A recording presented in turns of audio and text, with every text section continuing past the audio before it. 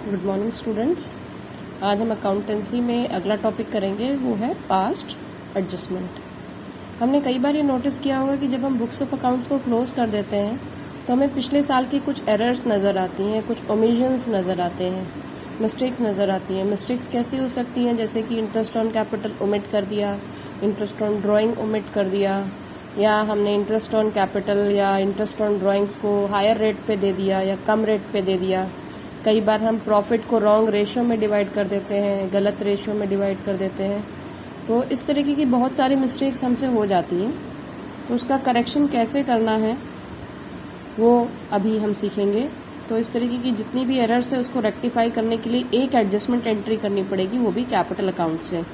जो पार्टनर है जिसके ऊपर इस मिस्टेक का इफेक्ट जाता है उसके थ्रू हम उस एडजस्टमेंट एंट्री को करेंगे। तो ये आप याद रखिएगा, these errors and omissions are rectified by passing an adjustment entry through capital account of partners.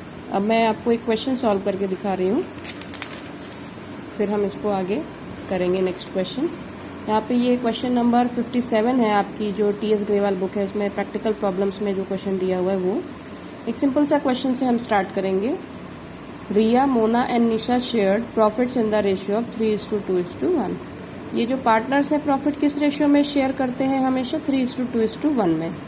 Profit for the last 3 years were 1,40,000, 84,000 and 1,06,000 respectively.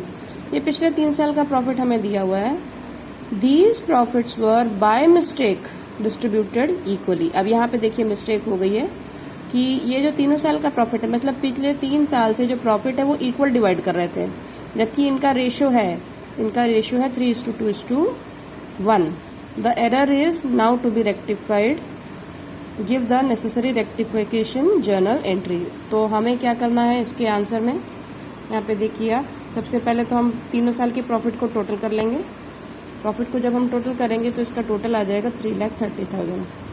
फिर हम क्या करेंगे, वर्किंग नोट नंबर 2 में प्रॉफिट को 3:2:1 में डिवाइड कर लेते हैं, जो करेक्ट डिस्ट्रीब्यूशन है, जो होना चाहिए। तो डिस्ट्रीब्यूट करेंगे तो रिया का प्रॉफिट आएगा 1,65,000, मोना का प्रॉफिट आएगा 1,10,000 और निशा का प्रॉफिट आएगा 55,000। अब इसी प्रॉफिट को हम इक्वल भी डिवाइड कर लेते हैं, क्योंकि जो हमसे मिस्टेक हुई है उसका हमें करेक्शन करना है।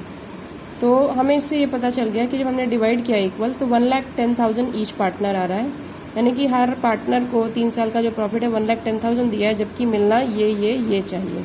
तो रॉन्ग डिस्ट्रीब्यूशन हुआ है। अब इसका करेक्शन करने के लिए हम टेबल बनाएंगे। टेबल हमने ये बना रखी है, ऊपर हमने हेडिंग दी है table showing adjustments to be made. फिर हमारा ये पर्टिकुलर्स का कॉलम है, 3 और कॉलम है पार्टनर्स के नाम से। अब इसमें हमें स्टेप बाय स्टेप करना है काम, वो सीक्वेंस आपको याद रखना है। सबसे पहले तो जो मिस्टेक हो गई उसे करेक्शन करेंगे। जो प्रॉफिट हमने गलती से 1:1 में दे दिया था वो उसको हम पहले वापस ले लेते हैं। तो हमने यहाँ लिखा है profit wrongly divided will be taken back. तो हमने कितना कितना प्रॉफिट दिया था, 1,10,000 तीनों पार्टनर्स को दिया था, वो उनसे वापस लेंगे। वापस लेने के लिए हमें इसको करना पड़ेगा डेबिट, क्योंकि जब दिया था तब किया था क्रेडिट, तो अभी वापस ले रहे हैं तो अभी करेंगे डेबिट। वापस ले लिया प्रॉफिट, अब इसका करेक्शन करेंगे। करेक्शन करने का एक ही तरीका है कि इसको अब सही रेशियो में बांट के फिर से वापस दे दो। तो correct profit will be credited among partners in the ratio 3:2:1।